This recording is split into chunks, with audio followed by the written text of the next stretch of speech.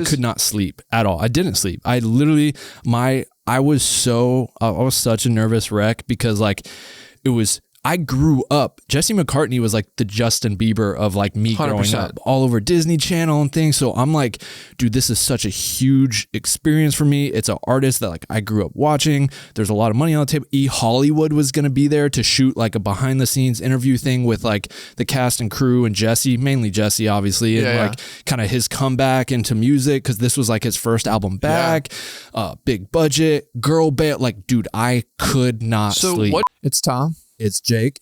You already know. It's pretty spot on. All right, ready?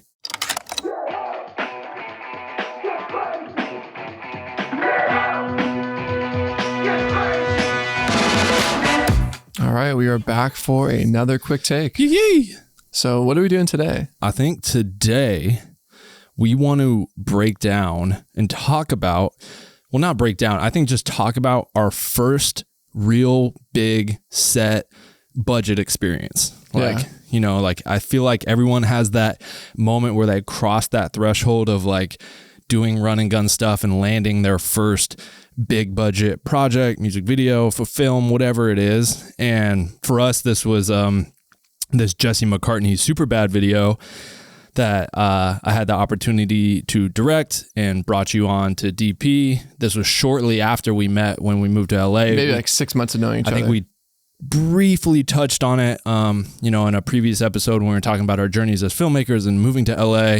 And I think it was, a couple months after being there, this project kind of fell into my lap, and I can talk about how that happened because I think it's good to know of what led to this opportunity. Like the Superbad video, big budget video, for at least me, I don't know. First off, I don't know what exactly the budget was. I think we speculated in a previous episode. It was definitely floating in that 30 to 40, I would think. Given this, like at least the numbers I saw for camera, lighting, and crew, I know just my aspect of it was probably close to like 10 or 15. Yeah. I know that location, that model. My rate, the crew's rate, steady can't like, just everything, right? I mean, I guess the best way, anyone listening, this is a video that we shot back in 2014 because 2014. I think so. Yeah. And February, because it was Valentine's Day. Yeah. And though this video has been out for a while now at the date of this recording, I think it's worth mentioning like this, as you said, like was our first big video. Like prior to this, and even I independently for me, this is the biggest project I'd ever done. And I think for you, like we were definitely in a grind mode of like doing 5 or maybe probably even smaller, like sub 5K music videos. I want to say like 2 to 5. Yeah. You know, go out, shoot, you'd edit it, have it done in a day. Like that was very much like rinse, wash, repeat. So I felt like we were kind of thrown into the deep end because it's not like we kind of eased into this. Mm-hmm. And I think this is a cool episode because anyone listening might find themselves or have already found themselves in a situation where they're like thrust in the deep end and you just have to like learn how to swim. Yeah. You know? So to give a little context on how this project came about, funny enough, we just talked about it in a previous episode. Yeah.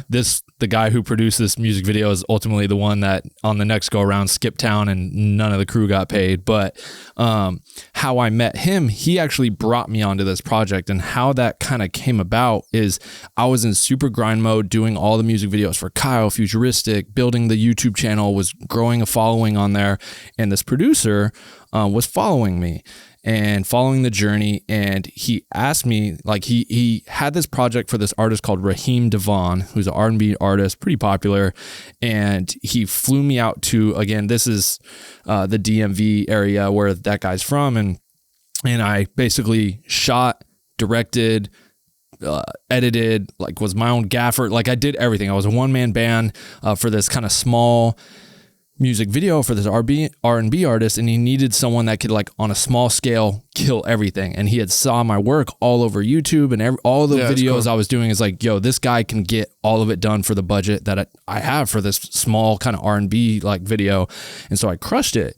And that was by far at the time the most I'd ever got paid for a video. I think if I remember correctly, he paid me $4K, and I was just like, like, dude, this is crazy. To shoot DP edit. Yeah, to shoot DP edit. Which, looking back at it, like, dude, he for sure took advantage of I don't even know what the budget of that R&B video was, but like literally I had like my own like makeshift dolly track of PVC pipe and like was doing Sony. It was when I had my Sony FS700 and I was like I did some really cool stuff. I actually did a bunch of in-camera tricks too, with like glass and different things. So before obviously Prism and everything, but anyway, so I crushed it, right? And then, this is now months later, I get a call from him and he was just like, hey, I have this Jesse McCartney project that kind of like fell into my plate. Here's a song. Would you be interested in directing it if like Jesse okays your work? And I was like, absolutely. And so he sent Jesse my reel, which, I had put together from, all the music videos I was shooting, the Fruit Snacks and Cups of Patron, Kyle, like all the music videos I'd done with him on my Sony FS700, DSLR with Kyle, DY, that Raheem Devon video. And Jesse was just like, yo, I like his work. I'm cool with it, and so he okayed it. And all of a sudden I'm got brought on to do this project. They had a rough outline of what they wanted to do for the project. I had to piece together a little treatment based on what he wanted to do, but it was pretty much already laid out. Jesse had an idea of like what he wanted to do for the video. He kind of always has had his own ideas. Sure. A lot of artists do, a lot don't. But so thinking on this project, there's a few like instances and stories that I think the format of this episode, us being a little out of our element or out of our depth, like I feel like I learned so much on this shoot, and even just you and I riffing before, it's like, oh man, remember this, remember that. I remember kind of going into that day. Do you remember, like, I think first and foremost, do you remember going into that day the night before? Because I think I was like, yo, can I crash on your couch? Because like a stupid early call time. Yeah. And like you initially were like not into the model they picked, and you were like, Jesse's like, dude, we cancel the video? So hold on, that's a good let's wind it back a little bit. That's a good point. So because that'll lead right into that's this. Like a night before, because we did a casting call, and so cool. Here's what happened. So leading into it, this was my first experience like with now all this back and forth, right? Because now you have these calls with the artist, with the management, going over the treatment. Oh, we don't like this. Let's change this. We need to set up a casting call. Boom. It wasn't just like, yo, let's roll out onto the street with the homies. We're going to shoot a cool video, put it together. Boom. Like there was just so much more involved in over a time period. But one of the big things we had to do was a casting call to find a girl. And I had never done anything like this. And I still have the photo of like us. We went to this LA casting call place. We're in this thing behind a desk. It was me, Jesse, the producer, Jesse's manager, and one other person too. And literally the most insanely awkward experience of my life. Like literally I walk into the casting room and I had to walk by like 20 girls that are all just sitting outside waiting. And they're just coming to the room one at a time. And basically the idea of the video was they had to give Jesse like a personal like fashion show. Like they just came home from shopping. She kind of like is trying on outfits, giving a fashion show. And then at the end of the video, like they're kind of having fun. And it's because it turns into this kind of rock, kind of like dun, dun, dun, dun, dun, dun, dun. And so Jesse was thinking he wanted a girl that could like kind of like whip her hair and play air guitar and pretend like they're like, having fun like that.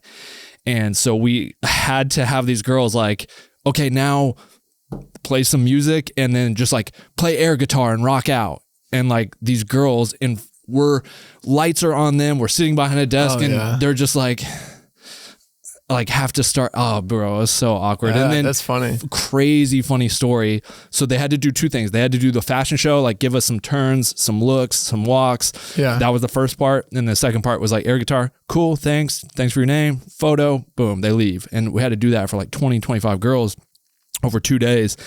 But one of the girls mid strut fashion show looks over her shoulders, whatever, just lifts her top and flashes us and then sends it down, bro, and just keeps going. And I just remember being so stunned. And afterwards, Jesse was like, well, that was interesting. Like, just this girl just flashed all of us. Maybe that was like her way of like standing out. Like, I don't dude, know. it was insane. I mean, like you said, that's so crazy. Can you imagine like in our situation, right? Being in a hallway of like 25 other DPs and the director's like auditioning us. Like that must be so tricky to be in their situation. Unreal. So yeah, that is crazy though. But anyways, we landed on this girl and, was, really stoked on her. And yeah, the night before, like it just like fell apart. She bailed and I was like freaking out. I had never dealt with anything like this. This is definitely like the night before. Cause I think you and I were watching references. I could not sleep at all. I didn't sleep. I literally, I was such a nervous wreck because like I grew up, Jesse McCartney was like the Justin Bieber of like me 100%. Growing up all over Disney Channel and things. So I'm like, dude, this is such a huge experience for me. It's an artist that like I grew up watching. There's a lot of money on the table. Hollywood was going to be there to shoot like a behind the scenes interview thing with like the cast and crew and Jesse, mainly Jesse, obviously. And like kind of his comeback into music. Cause this was like his first album back, big budget, girl band. Like, dude, I could not sleep. So what did you, cause I remember we had to pick someone else, but was it just basically like you went back to that pool of girls and said like, is someone available? I don't even remember. I just blacked out and just that. I just remember though, there was like a text exchange where you kind of hit Jesse like, dude, this isn't going to work. This sucks. And you were just like, yo, do we cancel? Or like, and you're like, no, let's just make it work. And honestly, looking at the video, I think this girl actually crushed it. Yeah, she did a good job. I mean, yeah, I think her name, what was her name? I know her name. Hillary Cruz. I remember that. Yeah. So she did a great job though. Killed it. No, but it's just everything like works out. So many other elements, that you were probably just like concerned about. So obviously just like, the night before, I also just remember being like kind of camera prepping in your like loft. And we had basically got like Red Epic, Master Primes. And like I had never used, cause I had a Scarlett at the time and you're like, yo, big budget. Like I was like, yo, you want to use my red? You're like, no, we're going for the bigger, badder red. I was like, all right. And like, I remember like I'd never really gone to a camera house before and like dealing with like insurance, like didn't really know I needed a COI or like what a COI was. And they're like, the rental house like, yo, this is like a $200,000 value order. Like you need insurance. I was like, so like figuring all those things out, but like, I remember like when we were in your loft, I was like prepping it and like, I was like so nervous, bro. Oh, but I remember being gassed off those lenses. You remember opening the crate and seeing the lenses? I think at that point, just for context, like we'd been using like your L series. I don't even think I had my little like Nikon like vintage prime. Yeah. So like to go from like a Canon L series 24-70 to like a literally $25,000 master prime, I was like, damn. Yeah. No. So that was cool. I'll kind of plant the seeds now. These lenses were incredibly sharp. So sharp that I joke that if I like were filming you right now, I would probably see a blemish that's going to come in a few days. Like you could see every single, and I think you go back to the raw footage and you see everything. And that comes back in a post afterwards. We'll circle back to that. Maybe this is kind of the night before, right? The storm before. Yeah. But I'm just setting the seeds and I think you can kind of see where this is going. These lenses were scary sharp, which mind you, like for us, we're like, oh, the quality, but like as we'd later find out, it's not like that's sometimes not the most flattering. But anyway, so we get into the day, like stupid early call time. For context, in Los Angeles in February, sunset is like at 4:30 p.m. Yeah. So or maybe 5, but that means we had to like start our day at like 5 a.m. Drive all the way out to Beverly Hills to this like crazy house. Yeah. And it was just like, I remember like when you hear that alarm clock, and I think a lot of people can relate, like at 5 a.m. you're like, oh God, like you just know you're going to war, So let's go through the order of the day. We'll just kind of go, what happened and all the things that transpired. Because a lot of just, obviously for us first working from camera side, directing side, a lot of stuff that was just like, we had no idea like that this was a thing and a lot of kind of issues. Ultimately, everything went out pretty well and worked out and the video came out great and everyone was happy. But I mean, there was a lot of like, I got a fun one to start it off. So I think to start off the day, we're building the camera. We found in a kind of empty room in the house, laid out all the cases. I'm building the camera with my good friend John Luke, who's acing. And like, I have never, ever worked with the Steadicam. And mind you, we were like blessed to have like Neil Bryant, who mind you now is just like, he's on God level Steadicam operator. And mind you, I mean, he's really, and you look at these shots, this is pre, stabilizer, volt, wave. Like this is, his stuff is airtight if you look at this video. Yeah. But anyways, we're building and I don't know like what that relationship is. I don't know like that Steadicam requires kind of a certain build. I remember giving him the camera and I had a little like Red Rock Micro follow focus on the lens. And like, I I'm almost embarrassed saying this, but he kind of like very nicely was like, yeah, that's not going to work. Like you need a remote follow focus. I was like, oh, I didn't rent a remote follow focus. And fortunately he had one in his car, and like he worked out like a rental, but like we rented his. But essentially, like, cause think about it, a Steadicam is, you know, floating in space. That's what gives you that perfect shot. If you have something like a follow focus, like a Red Rock micro follow focus, and an AC is like pushing and pull, it's going to mess up the shot. I just didn't know that. And it was just like so funny. Like literally on the biggest video, I didn't even know that we didn't have a Teradek. I did not know about wireless video. So fortunately, Neil. Here's Neil right here, by the way. Yeah. Pull him up on the screen. So this is Neil, John Luke, First AC, the Master Prime, me talking to Jesse. This is about getting to, I thought you had your blonde hair. You didn't have your blonde hair at this moment? No. I had a nice little taper fade going. Yeah, dude, I still have that shirt. That's crazy. Hey, but anyways, we look so young. That's crazy. Anyway, so basically, I guess to kind of kick off, I was just grossly underprepared. Steadicam was honestly, I think, the entire video. I don't even think we had handheld. There's like one handheld shot by the pool, and then we put it on like a ladder pod and did like a kind of tripod ladder pod. Actually, I think that was Neil on an Apple box. Yeah, if I remember. Yeah. And then we did the classic fish tank camera in the fish tank underwater shot, which we'll get to.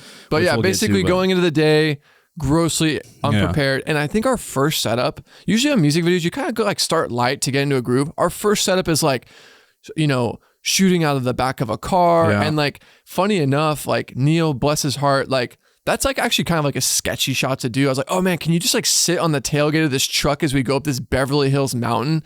And he's like, yo, like that's actually really dangerous. Like I'm going to hard mount, which means he just like mounts his arm.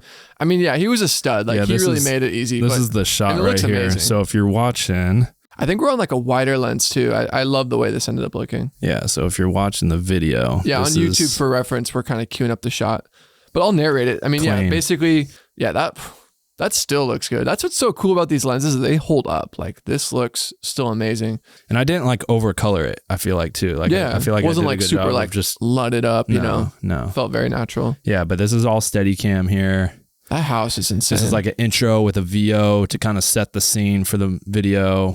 Jesse came up with the VO that he wanted to do. Oh, I remember going in and recording the VO with him too. We went to a Hollywood studio, like recording studio, recorded it.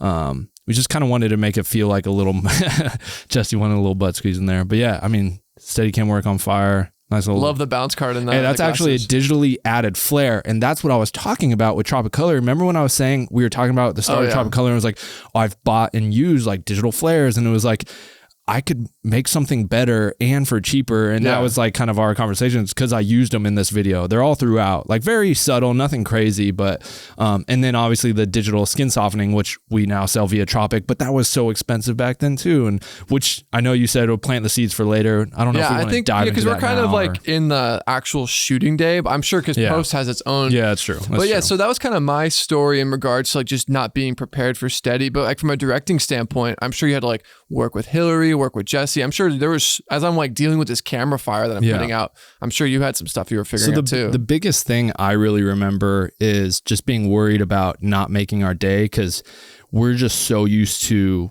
just up and go, shoot right away. Well, and like no lighting or anything. Yeah. And so this was a new experience where it's like, you have to build camera, the steady, those issues. We got to place lighting. There's just so many more moving parts. And so, you know, we get like 2 hours into the first part of the day and we haven't shot anything. And I'm just like, dude, what the heck? Like we gotta go, we gotta shoot. And it was just like a new experience for me. But the main thing, the issue we ran into, or, you know, that I ran into as the director was like the hair and makeup. So after this car shot, I don't know if you remember, but we moved immediately kind of into the like fashion show walkway where there's like that cool glass window alleyway thing. I think that's why we chose that location. It had this. And I can pull up a BTS shot of that here in a second. But we moved into that day and she had to kind of switch between, I think it was like 3 or 4 outfits where we're shooting that first chunk where she like walks up and down with one outfit. We did it a couple times. Then she would have to go change outfits and we do the same thing. And we're shooting that whole section first. We're not bouncing from shooting in that outfit to then moving locations to the living room to shoot that next part of the video. We had to shoot all of that section. And then once we're wrapped there, move to the next part. But so if there's 3 or 4 outfit changes within that walkway area. And then we got to move sets and do the 3 or 4 outfit changes again when she's actually doing the like modeling for him in front of him on the couch. Like, I mean, that's so many outfit changes. Like most of the day. Yeah. Like all of the day, most of it. But anyways, the hair and makeup in between outfit changes and like, or changing the outfit and then hair and makeup, do the first change, 10 minutes goes by, 15, 20, 30. And I just remember like all of a sudden I feel like we're like 30, 40 minutes in it. I'm like, we got to shoot. Like we only got through one shot and I went up to Jesse. I was like, dude, this is taking way too long. Like we gotta move.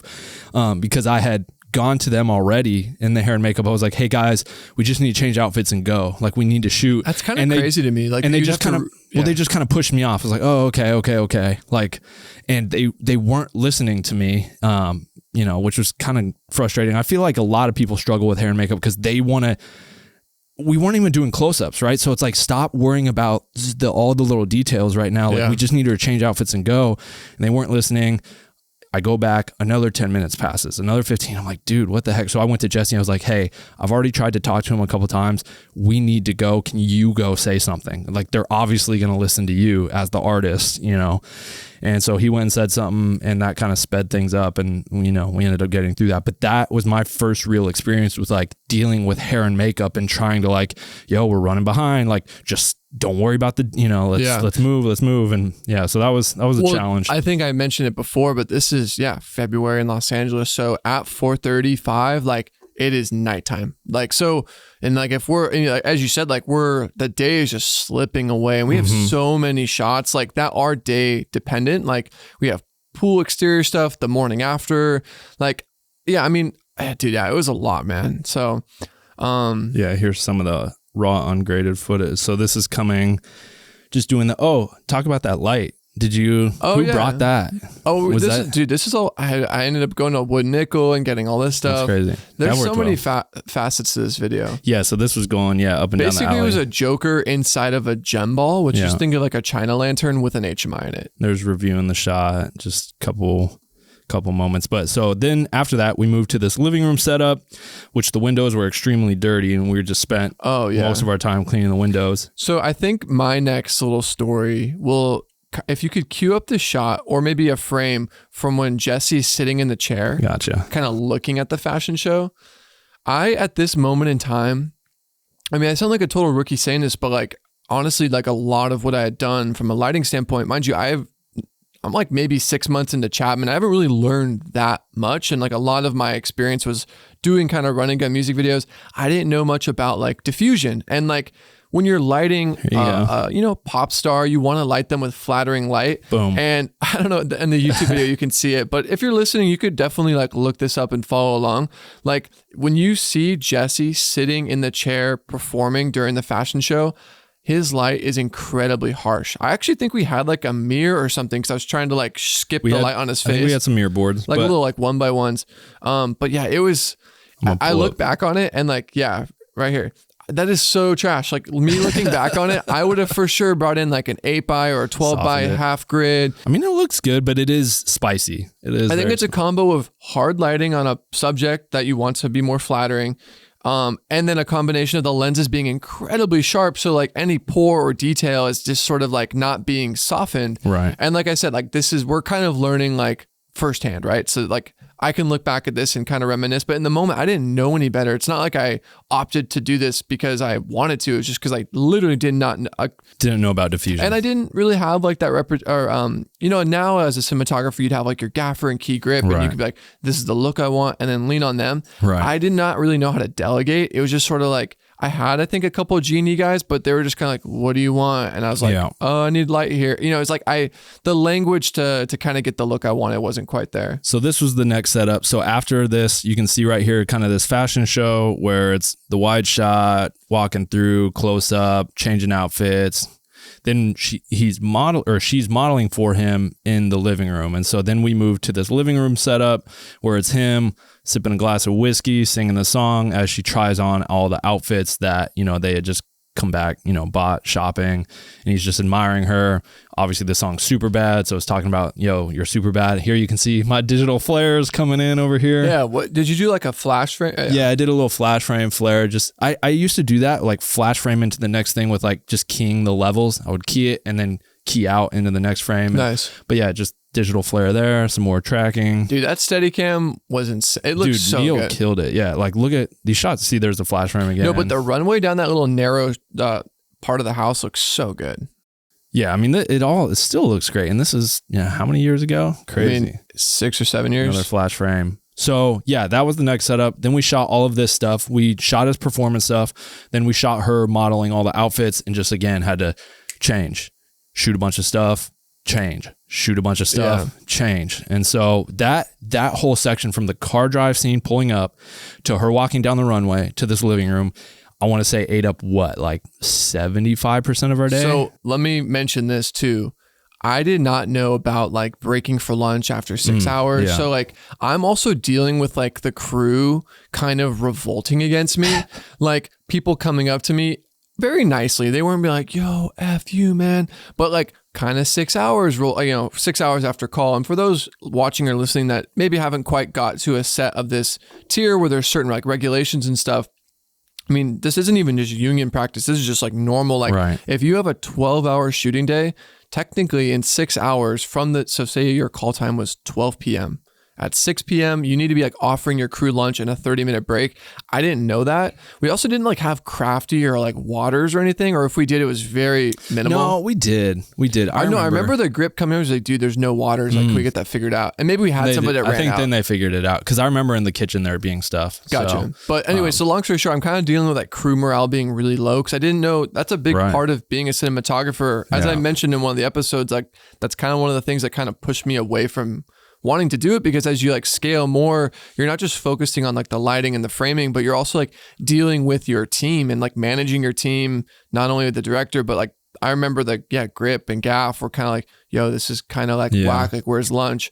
So I'm dealing with that as we're like the day is slipping by, and it's tricky because like they're asking for like a 30-minute lunch and you're like, bro, the sun is setting, like we got to shoot. And I'm just like, I don't know what to do. Yeah.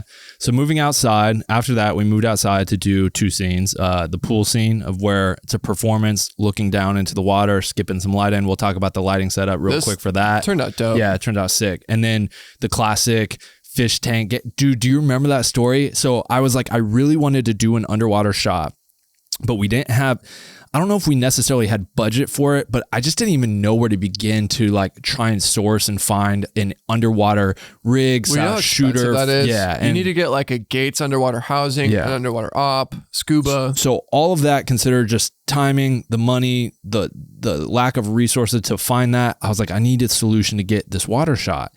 And it just like popped into my head, like, I'm going to go get a fish tank from like PetSmart or Petco. And we'll just like, obviously if fish tanks keep water in, like if we put the camera in and put the fish tank in the water, camera's not going to get in. And I just need that like half under, half over water shot. We're not submerging the camera underwater. For sure. And so I remember, bro, you were freaking out on set. Well, like I was just sort of like, I don't know if my memory is failing me, but I do remember like, well, I mean, first off, like, as I mentioned, had to get insurance for this camera, which was like a value of over $200,000. So you're like, yeah, bro, let's put this Red Epic with a Master Prime.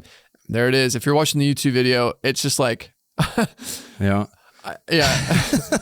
And I don't know, it just like anything could go wrong. Like we never like battle tested it. And we didn't have the battery on the back. We were using I think hard I was trying to like make it really, in my school of thought, which I probably would have still done today, like let's make it as light and minimal as possible. Yeah. If you put like a big heavy red in there, I didn't want like the glass to fracture. I wonder what everyone else was thinking, like crew wise, if like, yo, what the hell are they doing? Or if they're like, oh, this is a good idea. Like, I'm not sure. Probably a combo, but the shot turned out very, very cool. It's sick. And it really set like, I remember doing like a YouTube video about it or Instagram or something. And it kind of really set a way for people doing it and using it. And I get tagged and stuff all the time when people do this little trick, but yeah, it turned out cool. I mean, we just this little half under, you can see it kind of like half submerged there. And we did a shot, mind you, the water was freezing because it was February. Oh, yeah. And the sun had gone down. So like we're artificially lighting it to be like sunset. Yeah. You know? Yeah. And so HMI. there you can see Tom right there, me. Yeah, just kind of at the edge of the pool. There's some of the raw let that ungraded play, footage. actually. That's sick. Boom, coming up out of the water. Like, dude, that's sick. It is really cool. Like here, hold on, let's just reset it. So there's playing, Jesse kind of, yeah, boom. I just needed that little moment, like boom, underwater, coming out. Shh. And there's one other shot too where it's like she's kind of half floating under, looking right into the camera lens. So yeah, that's the raw ungraded footage. But so we did that. That was cool. And then yeah, going back to just that shot, I don't know if you want to touch on, I don't know who came up with I know I was like, I want to do high angles for just in general are much more just flattering, and Jesse being like a pop star, good looking guy, like we're not gonna like shoot this low angle as he's looking down. That's much more like rap music video. You had a reference. I don't know what, I think it, God, I don't know what, it might have actually been a Bieber video that had been out around that time. I remember you showing me something where it's like, I want to recreate this, and we did our own version. Oh, he did it on Steady. He did. That's what I'm saying. He was not even an Apple box. Dude, so he's such a beast. He stood on the ladder and just steadied out. Yeah. Okay. And then, so yeah, we're skipping is that an M18? What is that? It was M18, or maybe a 1.2. And we're skipping that into the water behind. And then we're having people like kind of move the water. So the light would like ripple and dance on the water behind him, give it depth and texture. And then we lit him. I think there was a little diffusion. It's right somewhere in here, but we lit him and put it through a little diffusion. Right there. I'm missing it. There it is. We were setting it up there. But yeah, so that shot turned out cool. We did that as a performance take all the way through. Here's the raw ungraded footage. You got nice ripple texture behind him, soft light on him. Looked great. And then for the last exterior shots of the day, I don't know if we need to touch on that one too much. I think kind of maybe because we're around like 30 minutes right now. So I guess the baby face, dude. Look at that steady look cam. At the little Glide cam over there. I don't even know. Who that is. So I guess I'm just kind of reminiscing on the day. Like basically for I just feel like we learned so much. As I mentioned earlier, like we were just so like that we're learning kind of firsthand.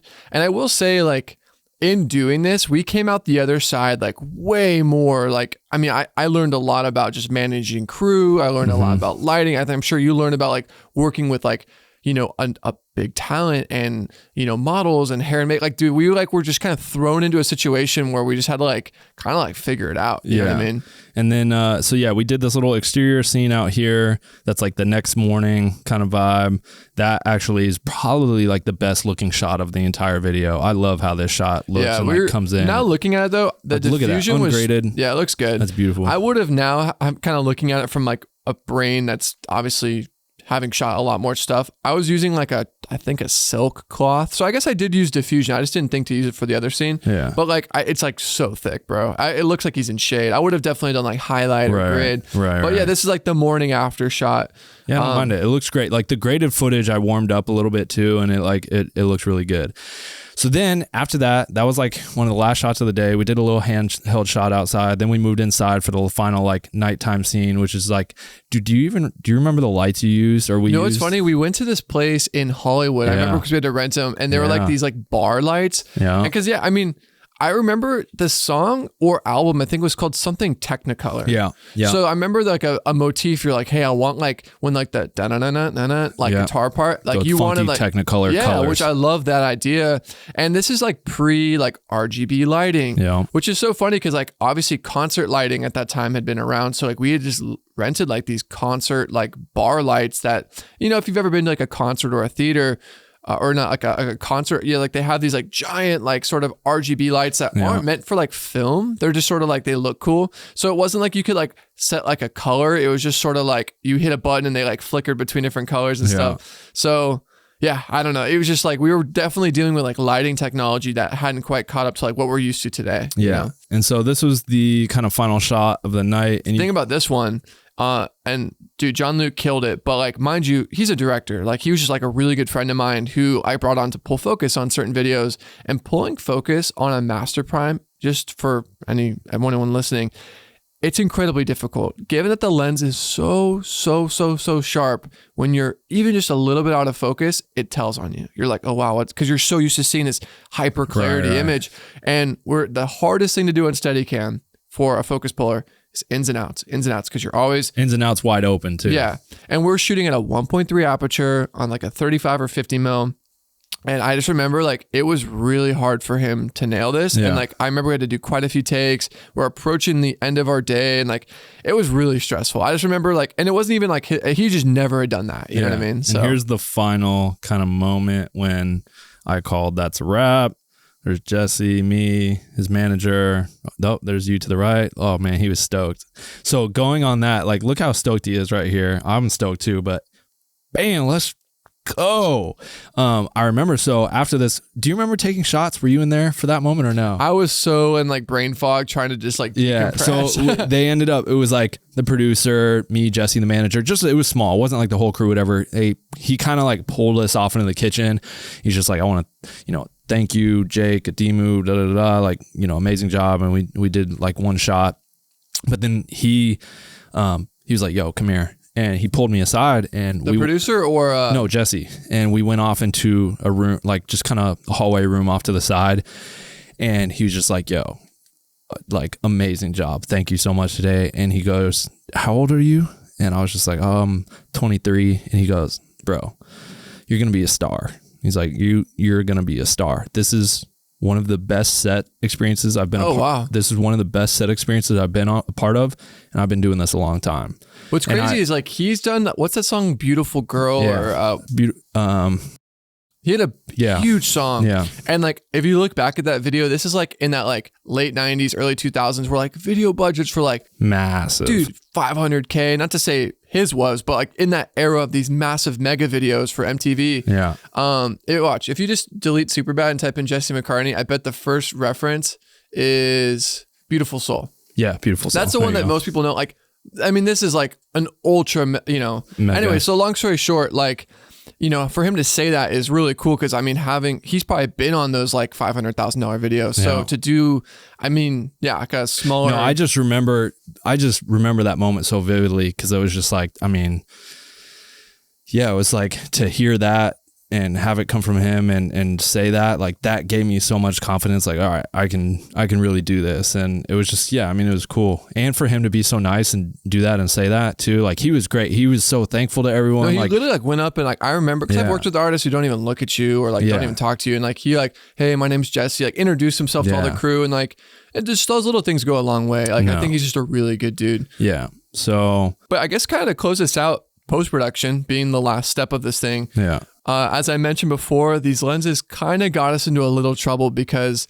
skin tones on our number one, Jesse and her, were just, I didn't even know what a promise or softening was. So like he was not super and that's where a lot of people don't understand, like, oh, you just do it in post or who uses filters or diffusion. I'll rub Vaseline on my thing. It's like filters exist for a reason. Sure. For multiple Always reasons. have, Softening skin, blooming highlights, lifting your contrast, whatever. But that would have helped probably tremendously on this 100%. Video, especially in the close-ups. Like even if we didn't use it on some of the wides, but like used it on the close-ups. But if we would have used like a quarter diffusion, like it would have helped tremendously. But that was like a big battle in post. The biggest thing was like, yo, my skin and like the skin of every, like her or me, it's like way too razor sharp.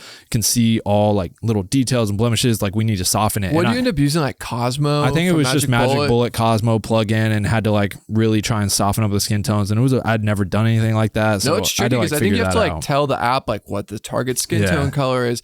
But yeah, no, I mean, we learned kind of firsthand, like, and like I think shortly after, that's when I got like my quarter. I think I had like Black Pro Mist, or we started to use it a bit more. Yeah, it was because like on this video, like, oh dang, like And I mean, that's what ultimately led into us like starting Prism one day. Like, I mean, those filters are like $500, and it was like, yo, we need to make more affordable options. Cause like for us back then to like spend $500 on a piece of glass to throw in front of your lens. I was so broke. Like I talked about in another episode, I don't know if like at the date of this release, it'll be out or not. I only had like 2 memory cards for my Scarlett. I just couldn't afford to buy like big $1,000 pieces of gear. So the idea of buying a $500 piece of glass, I was like, I mean, what would you say is the biggest thing you learned, I guess, to close it out from this, like that you took to future sets, like that you were like, wow, I learned that the hard way, I think like time management and like being able to, communicate with the different departments, but also just, I think one of the main big things is that like I can do this. Like I couldn't sleep. I was a nervous wreck before, blah, blah, blah. And like then having that validation at the end from Jesse, like I said, of like, he was just like, yo, this was one of the best experiences I've had.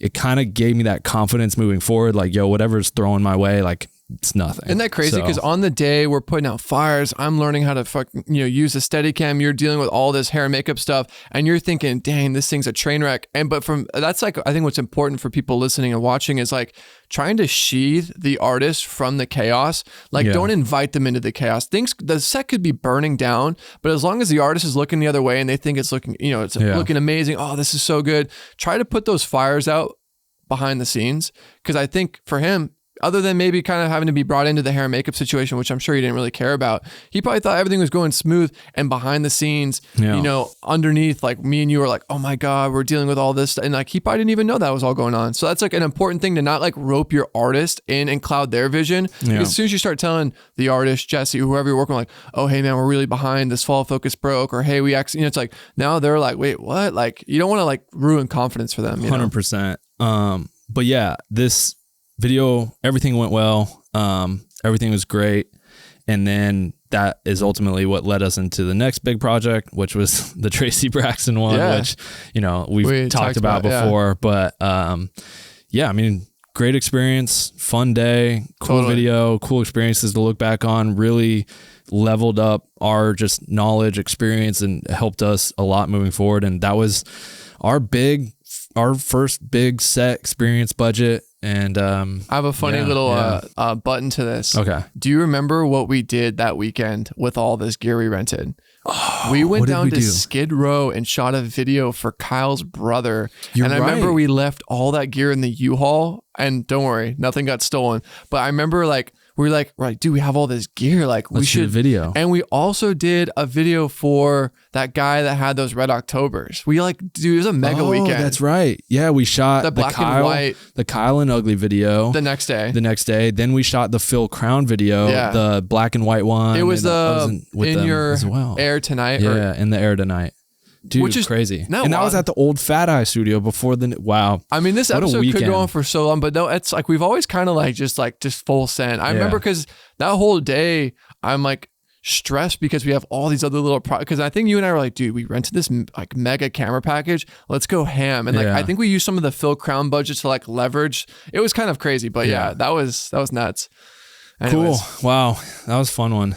Yeah, we might have to do this more often. Kind of like, I just thought this was like a big pillar in our come up, was this bigger video where we were very much out of our depth. So I thought it'd be kind of fun to break it down. Yeah. If you guys were listening and want to watch some of the setups we're talking about, we had a TV and we're scrubbing through, but hopefully as a listener, you're able to still kind of get the cues of what we were talking about. So if you're watching on YouTube, like, comment, subscribe, all that good stuff. Let us know if there's any future topics you want us to cover, or even if you're familiar with our work, videos you want us, break this video down. Videos you want us to talk about. Like, if you're, again, familiar with our work, let us know in the comments below, like, y'all should talk about this video and the experiences with that and how'd that happen or whatever. So, and then on the podcast side. Yeah, same thing. Just depending on like where you're listening to, scroll down. If you are enjoying it, leave a star rating, leave a comment. And I think here pretty soon, I think it'd be really cool to do a giveaway where one of the reviews on the Apple Podcast app will just give away a master bundle. I like that. A TC master bundle. Okay. When this episode airs, this one, when we're recording it, it might be queued up in a little bit. But if you are listening to this right now, leave a review on the Apple Podcast app, and we're going to mail you a random review. We'll pick one person. And we'll announce it on the next episode. And the TC Master Bundle is our post-production company. It's like $4,000 worth of, products, assets, effects, documents for, video editing, filming, production, all that stuff. So just pretty crazy. All you got to do, literally no strings attached, leave a star rating, be like, yo, love the pod. Doesn't have to be anything crazy, just a review, and at random, we'll pick one. So, and then we'll have to do a YouTube one, maybe on the next episode, or that'd be cool. Like, like random, just keep switching off, and just throughout, we should just do random giveaways of stuff. Yeah. But this one is solely on the Apple Podcast app. Apple Podcast. So check it out. Cool, guys. You already know. It's Tom, it's Jake. You already know. Peace. Sheesh.